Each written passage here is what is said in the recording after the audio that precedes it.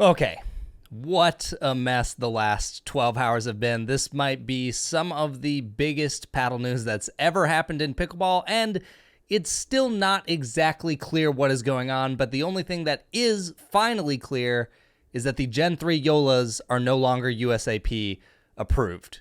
So let's talk about it. Okay, so I'm going to try and walk you through roughly chronological order of how this has happened so we can kind of make sense of all of this mess, because it's honestly all over the place. But first, what happened is the Gen 3 Joolas went missing from the USAP approved list, and people started noticing this, and then it started getting talked about all over the place, whether it was Discord, Twitter, Reddit, Instagram, Facebook. It started blowing up, and then it probably wasn't many more hours. In fact, I think it was overnight and into the next day until USAP finally made an official statement. And even they didn't make the official statement first.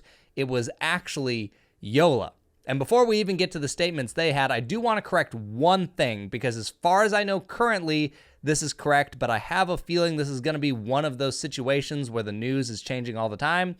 So take it for what it's worth for now. But once the Gen 3 Joola started going missing, people also noticed that the PaddleTek TKO-CX, the one with the long handle that I just reviewed, was actually missing from the list, and people were wondering if this also got delisted as well. And people were actually calling PaddleTek and asking them, hey, what's going on? And PaddleTek responded and said, hey, this is just an error on USAP's end. The paddle is going to be back up. It wasn't delisted. It's not banned. So as far as I know currently, that paddle is not banned. It's still not on the list. But now the fact that Joola has made a statement, USAP has made a statement, I would assume that if this actually impacted PaddleTek, they would have made a statement and USAP would have made a statement. So my guess for now is that that paddle is safe, but we'll see. Okay, so once people started realizing the paddles were missing, United Pickleball Association, which is the parent company that now owns the PPA Tour and the MLP Tour, came out and made a statement that they now have their own governing body that they are going to have for pickleball moving forward. Now, I'm going to skip some of the information in this article because it's not that relevant, but I will leave a link down in the description if you do want to read it. But here's how it reads. The UPA of America has been formed to be this governing body working collaboratively with stakeholders to ensure the integrity of pickleball while still being able to innovate with the quickly evolving sport. With a multitude of voices in the industry, UPAA is dedicated to moving forward in a way that not only listens to, but also takes action based on the feedback of the sport's most passionate advocates. Global advertising, marketing, and pickleball executive Jason Aspis, who has been a trusted advisor in the pickleball space, will serve as the president of the UPAA. Aspis will be tasked with overseeing the entity to achieve its mission. The growth of pickleball is amazing to see, but it necessitates a steward to champion the evolution of the sport in such a way that allows its players at all levels to enjoy pickleball in a safe and fair manner, said Aspis. The UPA of America is that steward. We will collaborate with the most respected and influential voices in the industry to guide what is best for the sport and all who value its growth to continue its meteoric rise. Aspis will work closely with 2 stakeholder committees which will provide valuable and actionable feedback on paddle regulations, perhaps the most urgent need to help this cause. Then they have the Equipment Manufacturing Advisory Board, which is comprised of Franklin, Gearbox, Joola, Onyx, United Pickleball Paddles, which is PaddleTek and ProXR, Selkirk, Vulcan, and Brian Levine. Then the Equipment Player Advisory Board is comprised of Ben Johns, Julie Johnson, Brian Levine, Althoff Merchant, Catherine Parento, Lee Waters, and Thomas Wilson. Now, the article goes on to talk about a few other things that I don't feel are fully relevant to this video, but if you do want to read those, you can go and see below. Okay, so now you can imagine throughout the day everyone's reaction when the Joolas go missing, and then out of nowhere, the PPA or UPA decides to announce that they're going to be their own self-governing body, and it's clearly related to paddle standards, how everyone started to react. I feel like for a while now, we've kind of all predicted that PPA or UPA, I guess in this case, has wanted to become its own governing body or perhaps overtake USAP in some ways, especially with how slow USAP has been to make and move decisions on paddles. I mean, if you look at the last 6 to 8 months worth of paddles, There's been some pretty crazy stuff out there that people have been very outspoken about, and nothing has happened. So it only felt like a matter of time before the UPA wanted to do this themselves. And I guess they will be doing it themselves now. All right, then not long after that, Joola comes out with their own statement, which reads like this. On May 15th, 2024, Joola was informed by USA Pickleball on their decision to remove the Gen 3 paddles from the approved list. After a review of USAP's preliminary findings last week, we believe USAP's decision to remove the Gen 3 paddles from the approved list was based on an administrative error by Joola in November 2023 as part of USAP's similarity testing protocols. Joola was only able to confirm the precise issue last week and responded immediately to quickly resolve the matter. The Joola Gen 3 paddles on the market are materially the same as models approved by USAP in the September 2023 paddle submission process, and we are confident that they are fully compliant with USAP's standards. Since entering the pickleball community in 2022, Joola has consistently and successfully worked with USAP standards and processes to approve over 40 paddles currently being used around the world. USAP has not provided a timeline of when the process will be completed. However, we are committed to working with USAP to resolve this matter as quickly as possible. We will continue to inform you as new information becomes available and regret any inconvenience. Okay, so there's also a lot to unpack in that statement because honestly, if you read that and you don't know a lot of the inner workings of how this works, which almost no one does, that statement's almost more confusing than no statement to begin with. Basically, what it sounds like at this time is that different paddles were submitted early on and then different paddles went out into the market. Now, how different or not different they really are, no one knows at this time. Now, where it gets really interesting is when USAP's statement comes out because it actually contradicts Joola's statement a little bit. It says, on May 14th and 15th, Joola informed USA Pickleball that Joola submitted the wrong paddles for certification in November 2023. Okay, now what's interesting about this statement is one, there's two different dates listed in there, and USAP is saying that Joola came to them and said, hey, we actually gave you the wrong paddles. We need to give you the correct ones. But Joola is saying that USAP came to them and said, hey, we noticed that there's a problem. So that already makes me wonder who is actually telling the truth here, because pointing the finger at each other and saying, oh, they told us about this when both of you said the opposite thing is a little odd. But anyways, the rest reads, as a result, USA Pickleball promptly delisted the affected paddles from its approved paddle list. Paddles that do not appear on USA Pickleball's approved paddle list are not certified for use in USA Pickleball sanctioned tournaments. Since delisting, Joola has informed USA Pickleball that it intends to submit additional paddles to USA Pickleball for certification. USA Pickleball utilizes a third-party testing facility that holds approved equipment to an extremely rigorous process and the highest testing standards, and will evaluate those submissions for compliance with USA Pickleball's equipment standards. And then it says, please note, effective immediately, the following select Joola paddle makes and models are no longer USA Pickleball approved.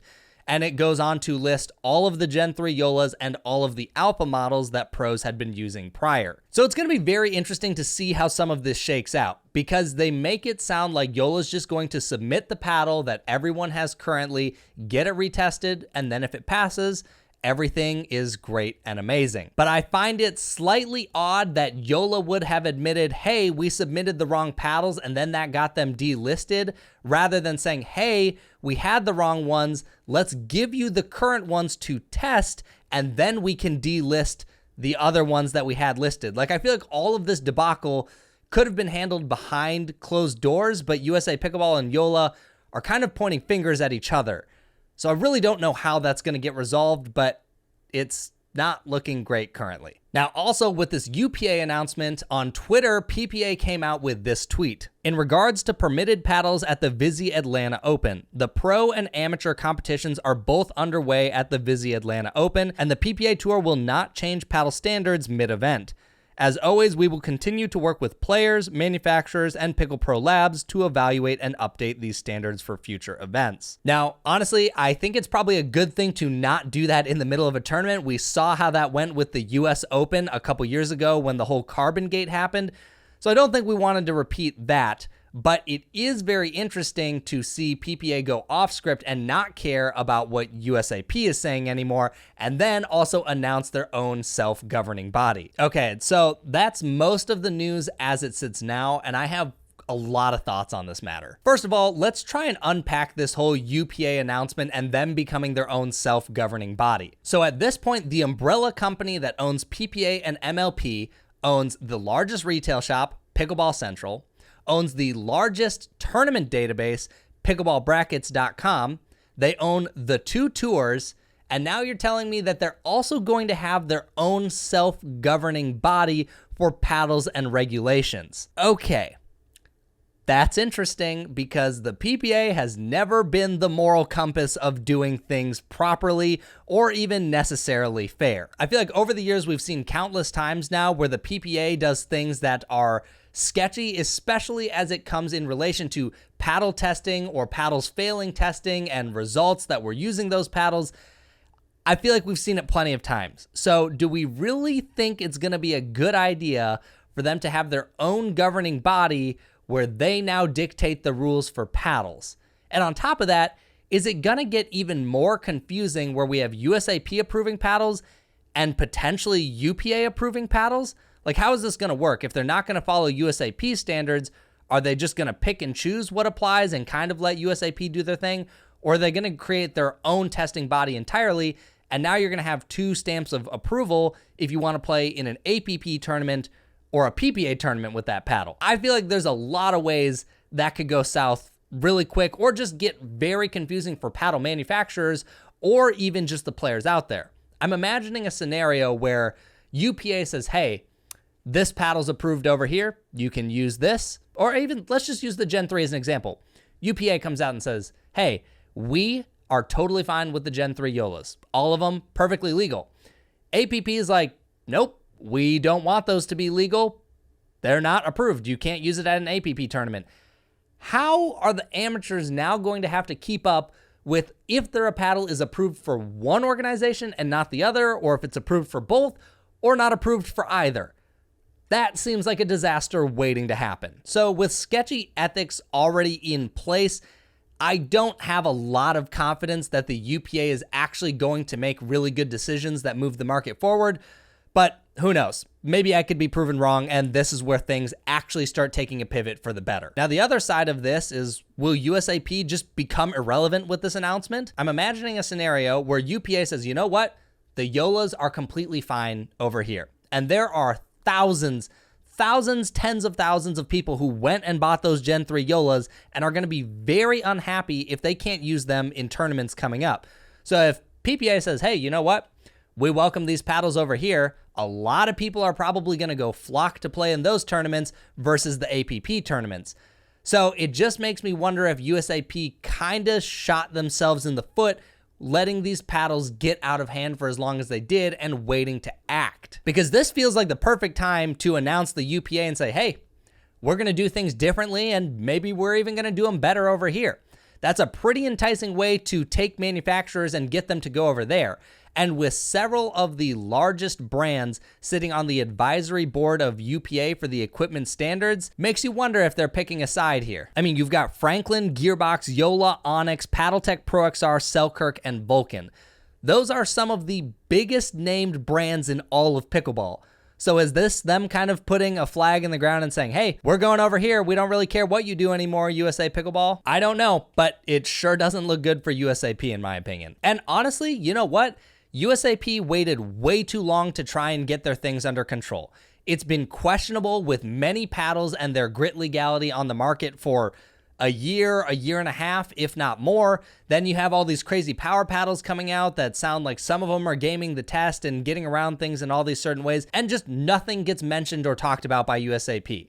So I feel like they really did this to themselves, waiting way too long to actually do anything. Now, the other side of this is I'm very curious to see what Joola does. Back in the day when the carbon got banned, they gave you several options, and I don't remember them perfectly off the top of my head, but it was like, one option was, hey, we'll give you a brand new free paddle when we have the new approved ones. And then another option was like, hey, you can keep your current paddle and we'll give you a discount for a future one.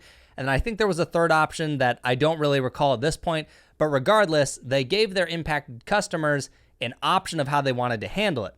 Is Joola going to do that same thing with all the tens of thousands of Joolas that just got put into the market over the last month? It's likely going to depend a lot on if they get recertified quickly.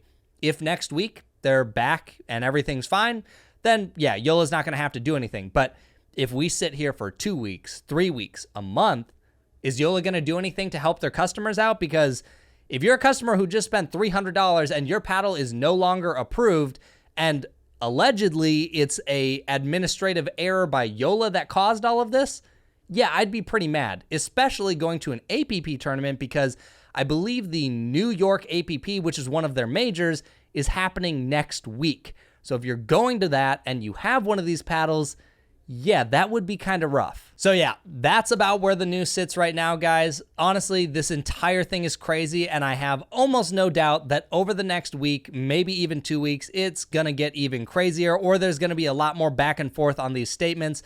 Hopefully everything gets resolved. This is a situation that I don't think anyone wants to be in. I don't think the manufacturers do. I don't think USAP does. And the amateurs who bought these paddles certainly don't want to be caught in the crossfire after spending a very significant amount of money. So let's hope everything gets resolved quickly, but things never seem to be that simple in pickleball. But if I have any more news, I'll keep you updated. Catch you guys later.